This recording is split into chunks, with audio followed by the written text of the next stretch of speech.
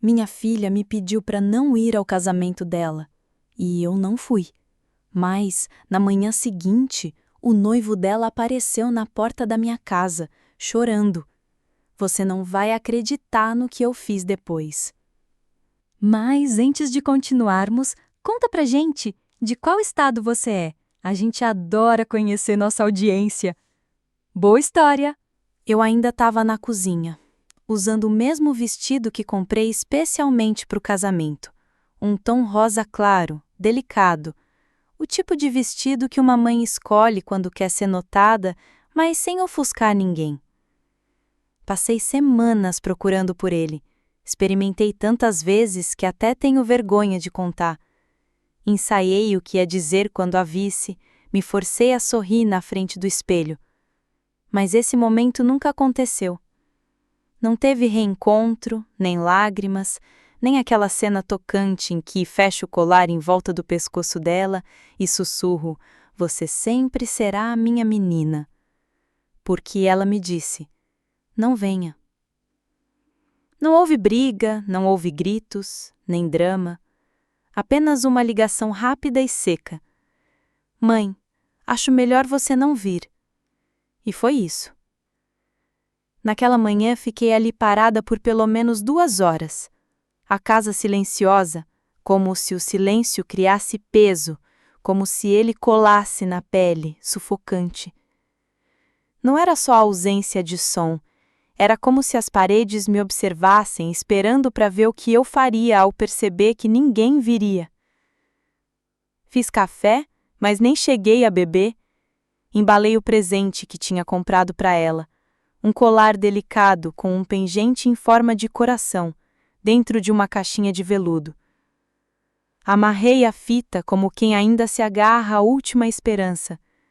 E se ela ligar? E se mudar de ideia? Mas ela não ligou. A cerimônia já devia ter começado e eu olhava para o relógio como se isso fosse mudar alguma coisa. As lágrimas não vieram de imediato. Primeiro só sentei à mesa da cozinha, agarrada na deirada como se sem isso eu pudesse desaparecer. O presente ficou ali no meio da mesa. Eu olhava para ele como se fosse uma lembrança fantasma, algo que já teve vida, mas agora só deixava um vazio. Naquela noite não consegui dormir. Fiquei deitada no sofá ainda com o vestido. O tecido parecia estranho, como se pertencesse a outra mulher, não a mim. Na manhã seguinte, ouvi batidas na porta. Abri quase sem pensar e imaginei que fosse a vizinha ou alguma entrega. Mas era ele, Lucas, ainda com a camisa branca do casamento, sem paletó, os botões de cima abertos, o rosto cansado, os olhos mais ainda. Ele não disse nem oi. Só: "Podemos conversar?" Mas antes do vestido, antes da ligação, antes de Lucas aparecer na minha porta com cara de quem não dorme há dias, havia algo muito maior. Amor. Amor de verdade. Não o amor de cartão postal, de fotos com filtro e hashtag, mas aquele que vive nos ossos, na respiração, no fogo sobre a pele. Era isso que existia entre mim e a minha filha. Ela era minha única filha. Nasceu depois de 5 anos de tratamentos, exames, dores, que nunca contei a ninguém. Eu estava sozinha quando a tive. O pai dela nos deixou muito antes. Mas quando colocaram a Lari nos meus braços, naquela noite sobre as luzes do hospital e com uma tempestade lá fora, eu jurei que dali em diante ela seria o meu mundo inteiro. Ela segurava meu dedo com tanta força, como se tivesse esperado a vida toda por mim. Desde então, éramos só nós duas, Lari e eu contra o mundo. Criei ela sozinha. De dia, dava aula para crianças do 3º ano. À noite, dava reforço escolar para os mais velhos. Pulava jantares, dormia 3 horas por noite, contava centavo por centavo. Mas Lari nunca soube disso. O mundo dela era leve, cheio de livros, giz no asfalto, aulas de piano e panquecas aos sábados. Prometi para mim mesma que, custasse o que custasse, ela nunca sentiria o peso que eu carregava. Tínhamos nossos rituais: filmes de sexta-feira com pipoca e pijama, viagens na velha Volga pelas vilas do interior, cantando alto. Em noites de tempestade, mesmo aos 15 anos, ela vinha deitar comigo e dizia: "É só até a chuva passar." E eu nunca recusava. Ela era luz, inteligente, gentil. Os olhos eram os do pai dela, mas sem o silêncio frio dele. Lari sempre me contava tudo. Lembro do dia em que trouxe Lucas em casa pela primeira vez. Parecia ontem. Ela tinha 24 anos e brilhava como se o sol estivesse dentro dela. Abri a porta e lá estava ela, segurando a mão dele como quem dizia ao mundo: "Esse é o Lucas." Ele era calmo, educado. Olhava nos olhos, ouvia de verdade. Levava a bolsa dela sem fazer cara feia e ria das brincadeiras dela. Gostei dele logo de cara, não porque fosse perfeito, mas porque ao lado dele, Lari parecia em paz. 6 meses depois, anunciaram o noivado, e eu chorei. Não de tristeza, de alegria. Para mim era um novo capítulo da nossa história. Imaginei a gente preparando tudo juntas, escolhendo vestido, visitando salões, provando bolos, rindo das modas estranhas para noivas. Comprei até um caderninho onde anotava ideias, frases, contatos de decoradores. Nada demais, só uma mãe querendo ajudar sem ser invasiva. E comprei o colar. Uma corrente de ouro com um pingente de coração. Gravei: "Sempre sua, mamãe." Sonhava em dar para ela na manhã do casamento, fechar com as mãos trêmulas e dizer: "Você vai levar um pedacinho de mim para onde for." Uma vez, escolhemos flores juntas. Ela chegou com uma revista e 2 xícaras de chá. Sentamos à mesa da cozinha como nos velhos tempos. Ela marcava o que gostava. Foi um dia lindo. Me agarrei àquele dia como quem segura uma boia no mar, porque foi o último. Foi a última vez que ela me pediu conselhos. Depois disso, algo mudou. Tentei me convencer de que era só estresse, o típico nervosismo pré-casamento. Acontece com toda noiva, né? Mas as ligações diminuíram. Nossos cafés semanais foram sendo adiados. Depois, ela começou a cancelar os encontros. Primeiro por uma semana, depois por 2. As mensagens ficaram curtas, secas. Mais pareciam trocas de e-mail de trabalho do que uma conversa entre mãe e filha. Mas eu não insisti, dei espaço. Achei que fosse só uma fase. Ela sempre voltava, sempre. Só que, lá no fundo, algo em mim começou a perceber. Houve um momento pequeno, quase imperceptível, mas agora, olhando para trás, vejo que foi o sinal. Era um domingo. Lari me convidou para um brunch com os pais do Lucas, num desses cafés moderninhos no centro de São Paulo, com mesas de madeira, paredes de tijolinho e aquelas xícaras sem alça que eles acham estilosas. Vesti minha blusa azul preferida, aquela que ela sempre elogiava. Arrumei o cabelo com cuidado, queria estar bonita, mas sem exagerar, sem parecer demais. Eles já estavam sentados quando cheguei. Lucas, como sempre, se levantou para me cumprimentar. Lari só olhou e disse: "Não tá com frio, não?" "Não", respondi. Mas havia algo na forma como ela disse, tão neutro. "Ah, oi, mãe, você veio", completou, como se estivesse apenas constatando. Sorri, fingi que estava tudo normal, claro que eu viria. Sentamos. A garçonete trouxe o cardápio. Perguntei, como sempre: "Tem algo leve, sem carne? Uma sopinha de legumes, uma salada, talvez?" Foi aí que Fernanda, mãe do Lucas, soltou um risinho debochado. "Ah, mais uma!" Fingi que não ouvi. Lari deu uma risadinha nervosa, mas não disse nada. Mais uma vez, finjo que tá tudo bem. Eu estava só feliz por estar perto da minha filha. A conversa não fluía. Lucas comentou que tinham finalmente fechado a lista de convidados, e eu, toda animada, disse: "Ai, que bom! Já decidiram o florista?" E tirei da bolsa um folheto. Era de uma ex-aluna minha, que abriu um ateliê de flores com arranjos tão delicados. Lari me cortou. "Mãe", o tom dela ficou gelado. "A gente já decidiu tudo, o florista já está fechado." Fiquei paralisada, o sorriso congelado no rosto. O folheto na minha mão de repente pareceu ridículo. Murmurei algo como: "Eu só..." "Eu sei", ela interrompeu. Não foi grosseira, mas foi definitiva. Silêncio na mesa. Lucas enfiou o rosto no prato, Fernanda fingia observar algo pela janela. Guardei o folheto na bolsa com cuidado, as bochechas em chamas, mas continuei sorrindo, rindo um pouco, como se nada tivesse acontecido. Mas algo dentro de mim rachou. Não foi pelo que ela disse, mas pela facilidade com que me cortou, como se minha alegria, minha vontade de participar fossem vergonhosas, como se eu estivesse interpretando um papel para o qual ninguém mais me chamou.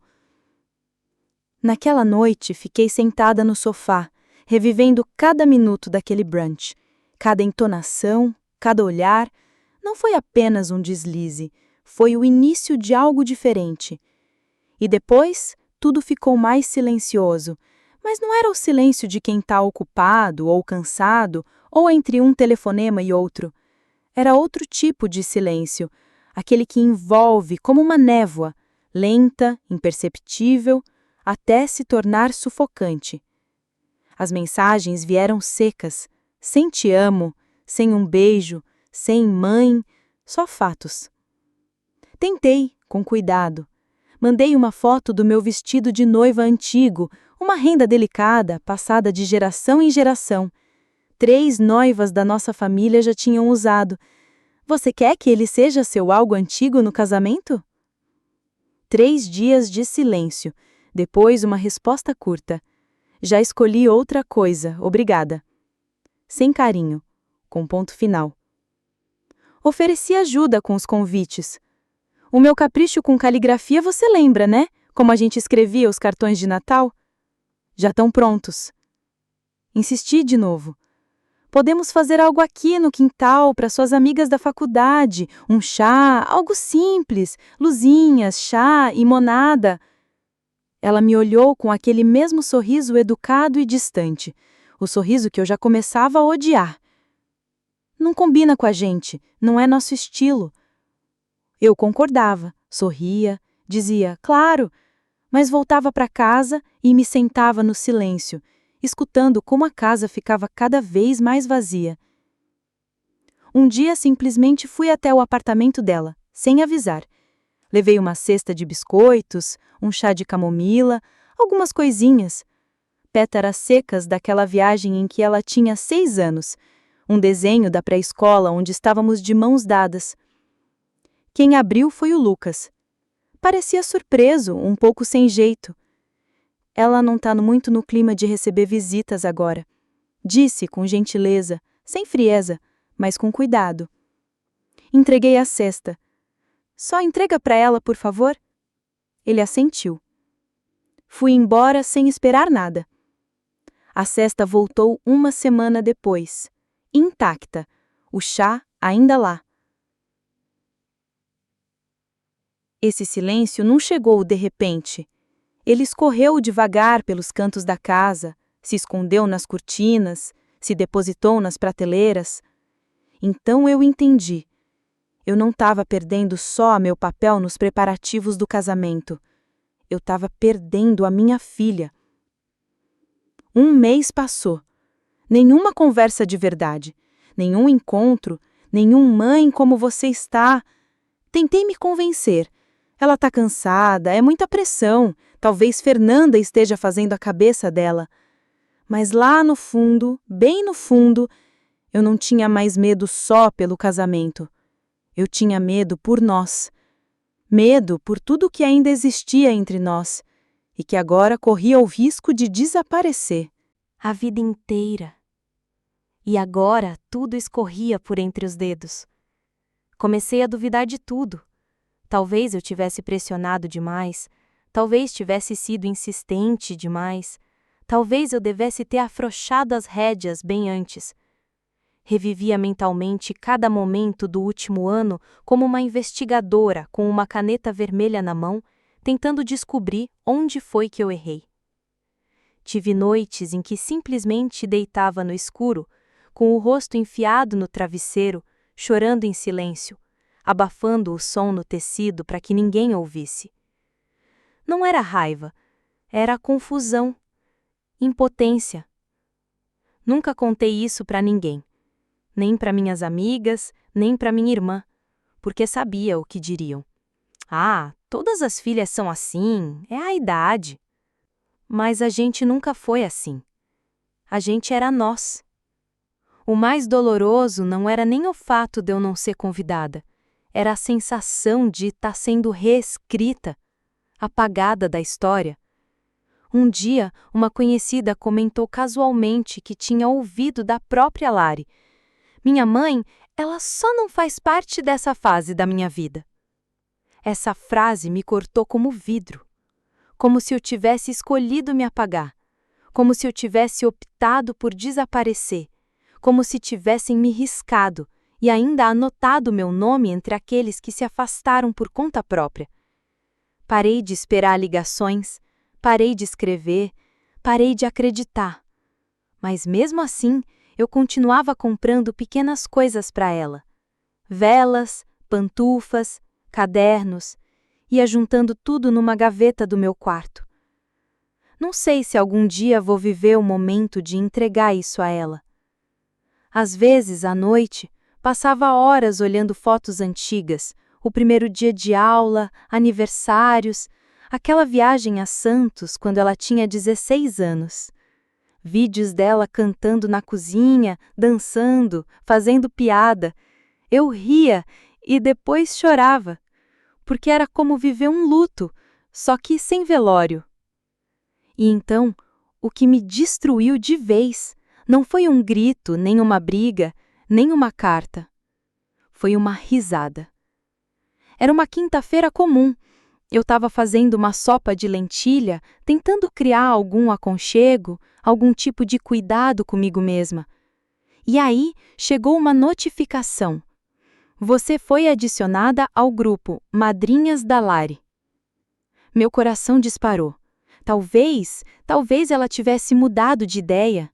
Talvez eu ainda fizesse parte do mundo dela. Abri o grupo. No começo era inofensivo. Fotos das meninas experimentando vestidos, paletas de cores, inspirações de revistas. E, de repente, começaram as mensagens. Dezenas delas, de garotas que eu mal conhecia. Amigas da faculdade, primas distantes que vi 2 vezes na vida. Falavam de mim como se eu fosse uma piada. A Lari disse que se a mãe dela não for o centro das atenções na cerimônia, ela faz um escândalo. Típica mãe grudenta. Tomara que ela não apareça de branco, tô rindo demais. Alguém vigia ela no dia, para garantir que não vai fazer nenhuma loucura. E no meio de todas aquelas risadinhas, estava a mensagem da minha filha. A minha mãe é uma boa pessoa, só que às vezes ela pesa. Transforma tudo em chantagem emocional. Eu não aguento mais. Li aquilo 4, 5, 10 vezes. O sentido não mudava. Ela estava falando de mim. Para elas. Não foi um engano, nem uma conversa privada. Foi ali, no grupo, onde todas estavam rindo. Eu simplesmente sentei. A sopa borbulhava no fogão. A espuma transbordava e chiava, como se até a panela soubesse o que tinha acabado de acontecer. Mas eu não me movi. Não chorei. Só fiquei ali, lendo cada linha, cada palavra, até que a dor dentro de mim ficou física. Depois me levantei devagar, enxuguei as mãos no pano de prato e saí do grupo. Sem drama. Sem resposta, sem explicação. Simplesmente saí. Não liguei, não mandei mensagem, não escrevi nenhum texto longo tentando me explicar ou acusá-la. Eu simplesmente congelei, como se algo dentro de mim tivesse se rompido. Me senti pequena, como se tivessem me transformado em uma piada em uma conversa de gente que mal me conhece. Eu já não era mais mãe, amiga, alguém próxima. Virei uma caricatura, uma história assustadora para meninas que nunca me conheceram de verdade. Naquela noite, fiquei na cozinha, parada, olhando para um ponto fixo. A sopa continuou lá, queimada nas bordas. Não jantei, não dormi, só existi. De manhã abri meu armário e vi o vestido. Aquele. Ainda estava lá, intocado, no cabide, dentro do plástico. Um tom de rosa suave, tecido brilhoso, mas agora parecia de outra mulher, não de mim. Abri o zíper devagar, tirei o vestido, coloquei na frente do corpo, olhando no espelho. Ainda era lindo, mas eu já não era mais aquela mulher. Não porque eu tivesse mudado, mas porque eu não era mais convidada a fazer parte daquele dia. Mesmo assim, vesti o vestido. Eu precisava sentir o peso dele. Precisava ver no espelho exatamente o que ela estava rejeitando. O que ela tinha deixado do lado de fora da vida dela. Voltei para a cozinha, sentei na mesma cadeira onde eu tive naquela manhã esperando a ligação. Na mesa, a mesma caixinha de veludo com o presente, ainda fechada. O café ainda fresco. Mas como naquele dia, eu não tomei nenhum gole. Olhei pela janela, tentei imaginar ela entrando na cerimônia entre os convidados, sorrindo, Lucas esperando no altar, as flores, a música, o riso dela ao dizer os votos. E pela 1000ª vez naquela manhã, me peguei pensando a mesma coisa. Será que ela pensa em mim? Será que por um segundo que seja, ela se lembra? Eu já nem me fazia mais aquela pergunta. Percebi que não importava mais. Na hora do almoço, troquei de roupa. Coloquei uma calça velha de pijama e um suéter confortável. O vestido escondi de volta no cabide e, sem pensar muito, enfiei debaixo da cama, como se fosse algo vergonhoso, uma lembrança de algo que seria melhor se nunca tivesse acontecido. Naquela noite, me enrolei numa manta e deitei no sofá. Não liguei a TV, nem coloquei música, só fiquei ali, quieta. Não houve crise, nem pratos quebrados, nem soluços dramáticos. Só havia cansaço. Um cansaço tão profundo que até as lágrimas pareciam pesadas demais para saírem. Foi aí que percebi algo simples, mas assustador. Quando ninguém mais te vê, nem como mãe, nem como pessoa, você simplesmente para de tentar. Para de se oferecer para ser despedaçada. Eu não estava com raiva, nem magoada. Eu só estava cansada. Cansada de tentar fazer parte da vida dela, de uma vida para a qual eu já não era mais chamada. Então fiz algo pequeno, algo bem silencioso. Acendi uma vela. Não por ela, por mim. Fiz um chá, sentei na sala e dei a mim mesma alguns minutos de silêncio, só para sentir o calor da xícara entre as mãos. E de repente, nesse silêncio, me veio à mente a imagem da mulher que eu era antes da maternidade me engolir inteira. Lembrei de mim mesma, aquela que escrevia pensamentos no diário todas as noites, que saía para caminhar só para sentir o vento na pele, que pintava com aquarela, mesmo que raramente saísse como queria. E ao lembrar, percebi o quanto eu sentia falta dela.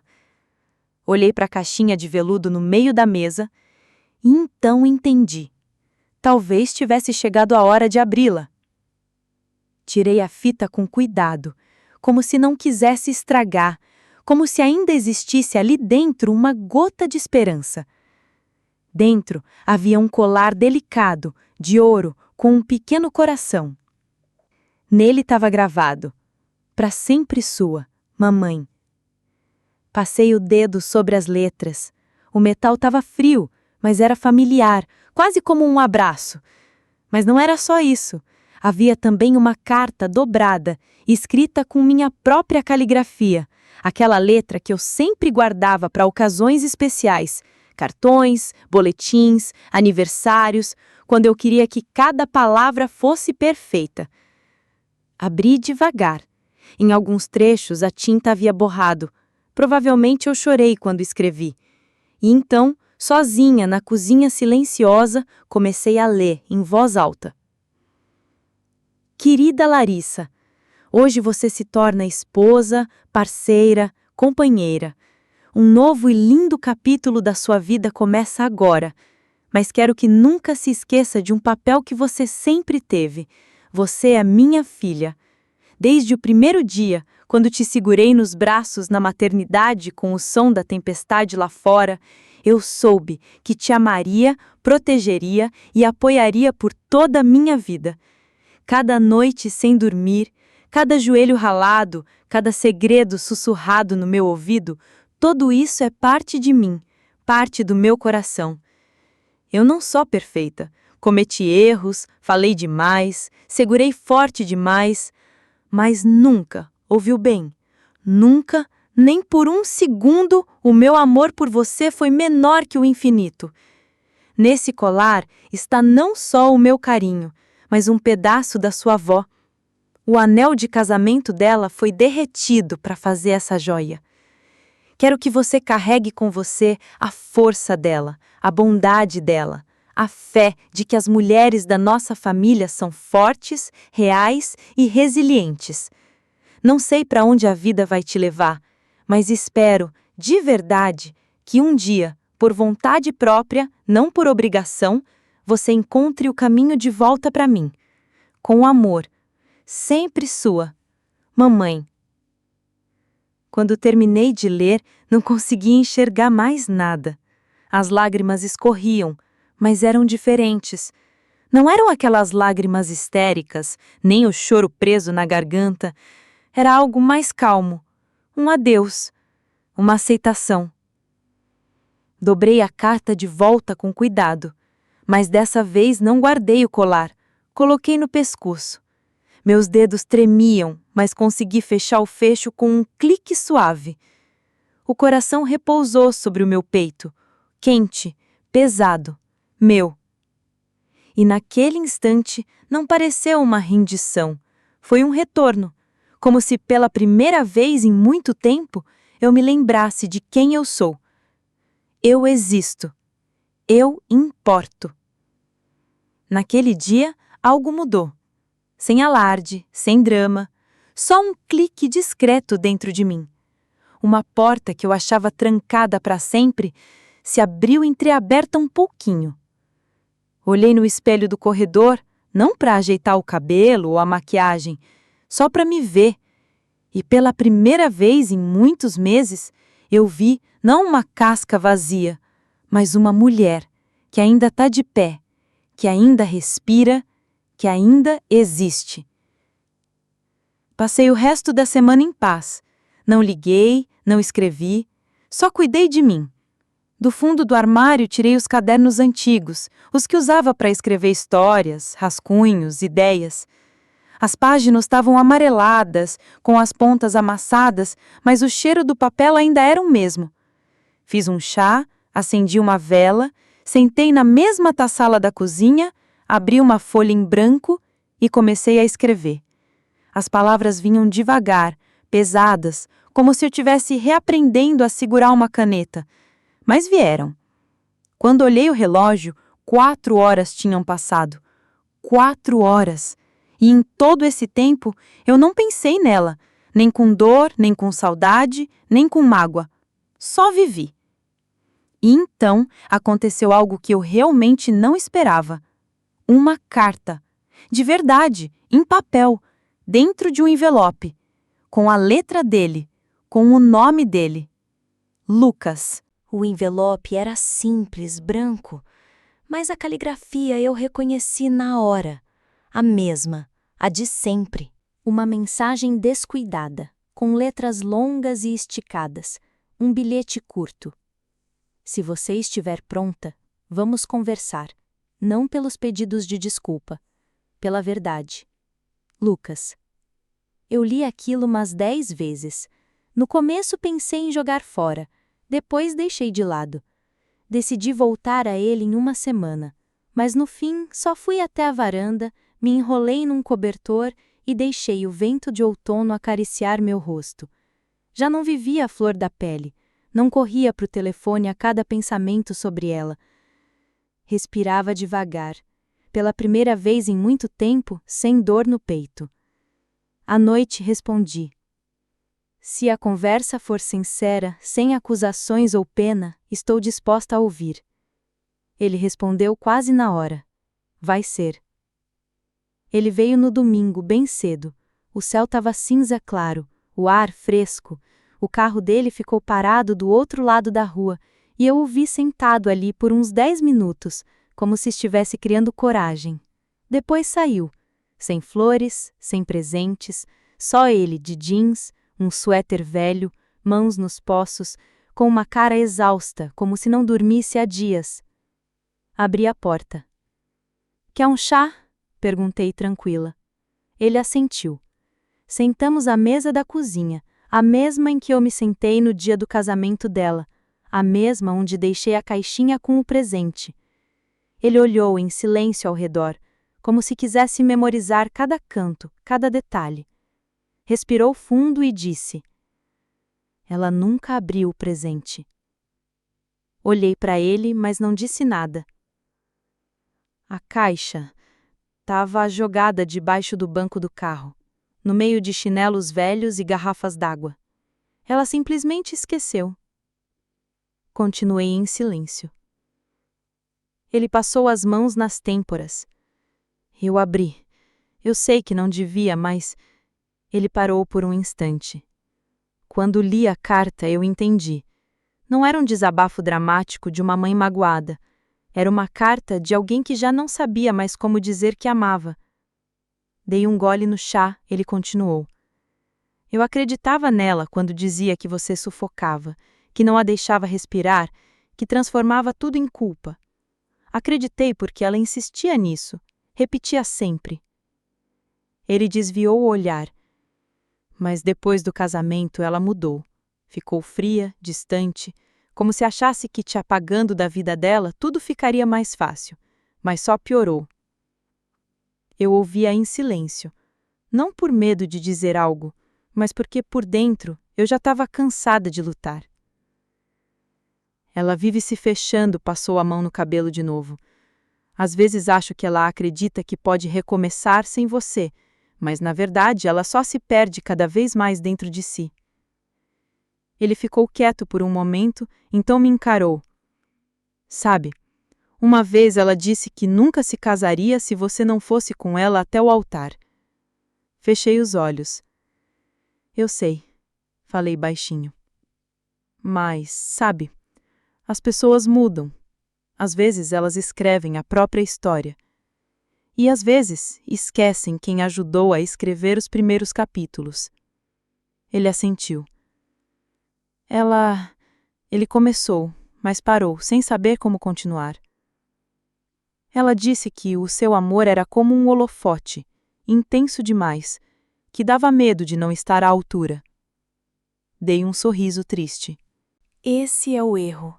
Nós, mães, não precisamos que nos provem nada. Só não queremos ser apagadas. Ficamos um pouco mais em silêncio. Ele tirou do bolso uma folha dobrada. Eu escrevi, disse, estendendo o papel. Não sabia se ia te entregar, mas agora acho que devo. Não abri. Só coloquei a mão sobre o papel. Obrigada. Ele se levantou, ajeitou o casaco e, antes de sair, se virou. Se eu soubesse, naquela época, tudo o que sei agora, Você teria sido a primeira pessoa que eu convidaria para se sentar na primeira fila. Sorri, suave, sem mágoa. Eu nunca quis um lugar na primeira fila, Lucas, falei. Só queria que me enxergassem. A porta se fechou atrás dele. Fiquei ali, sozinha, com a carta, o silêncio e uma leve sensação de que algo começava a mudar. 2 semanas depois, encontrei outra carta na minha caixa de correio. A letra dela, Larissa.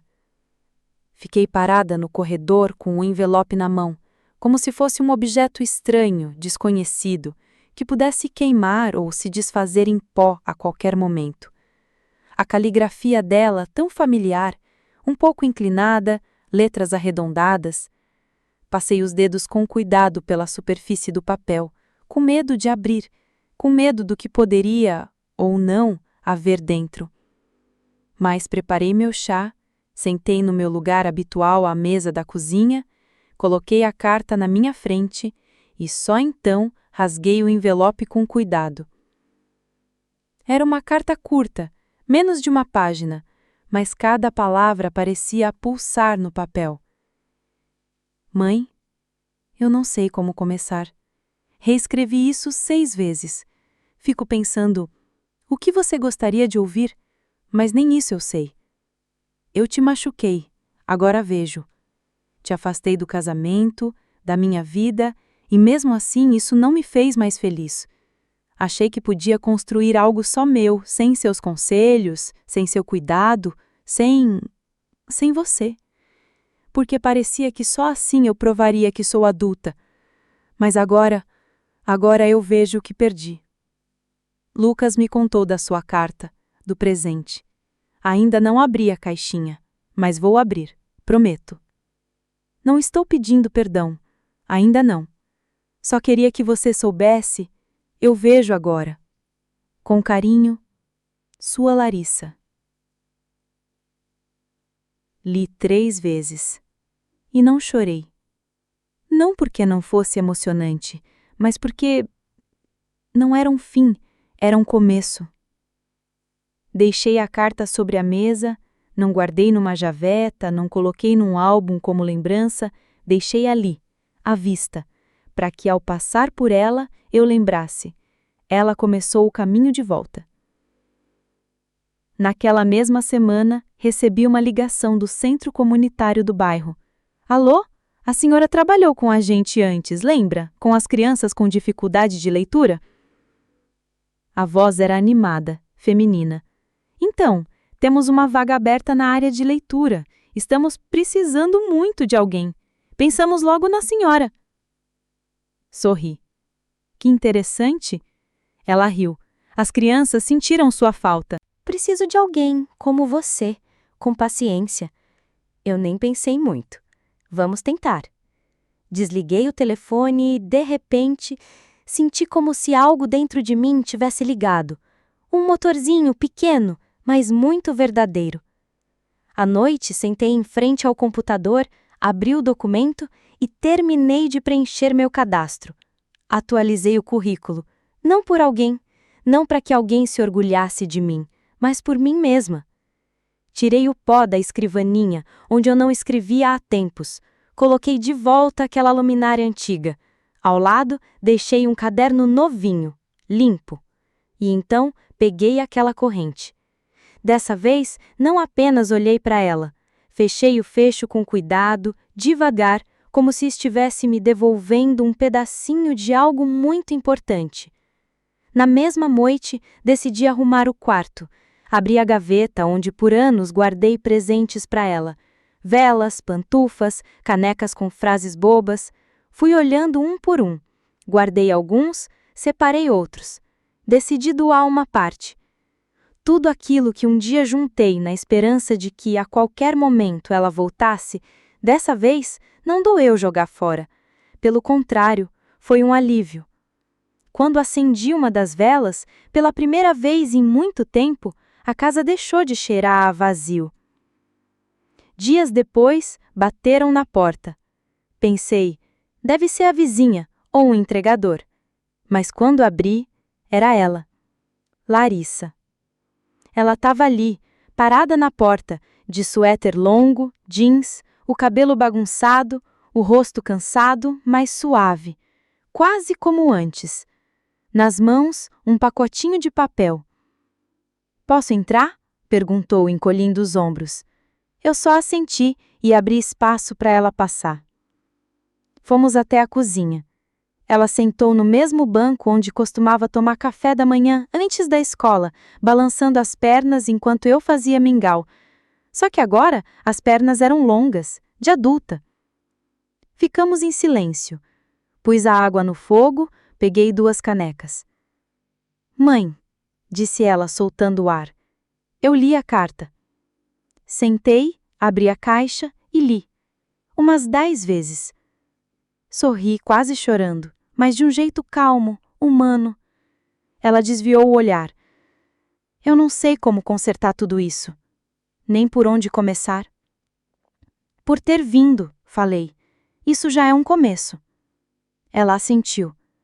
Me olhou como se me visse de verdade por muito tempo. "Você sabe?" A voz dela tremeu. "Eu não vou conseguir falar de tudo de uma vez."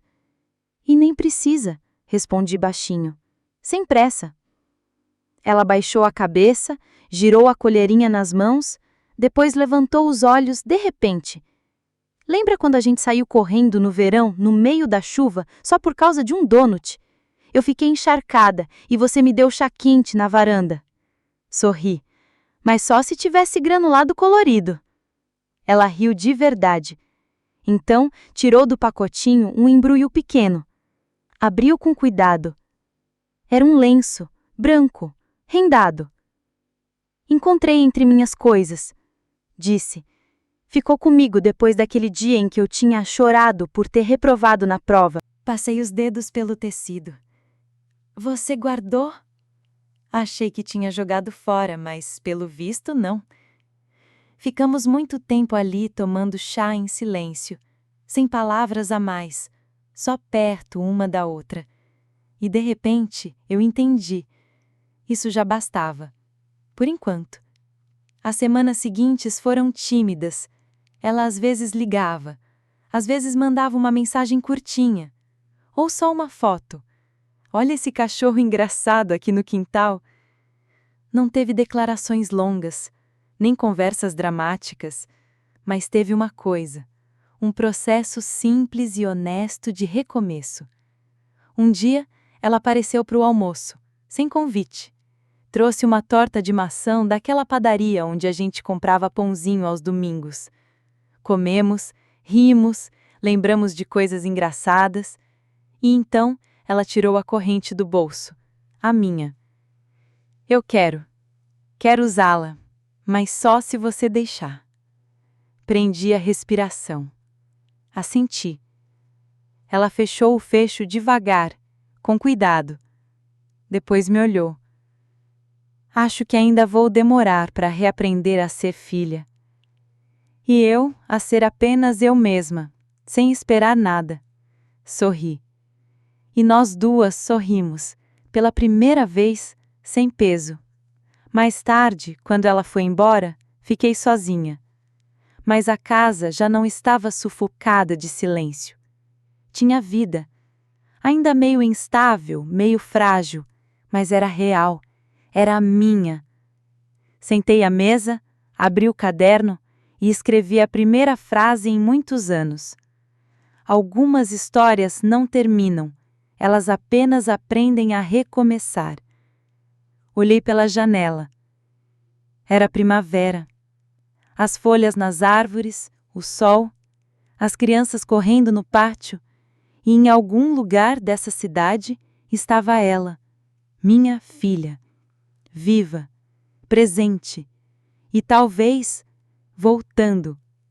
Se essa história te tocou, curta o vídeo, se inscreva no canal e me conte nos comentários. Você já viveu algo parecido? O que mais te emocionou nesse reencontro? Esses comentários me ajudam a continuar criando histórias assim, cheias de alma. Muito obrigada. Que você tenha saúde e uma vida longa e cheia de amor.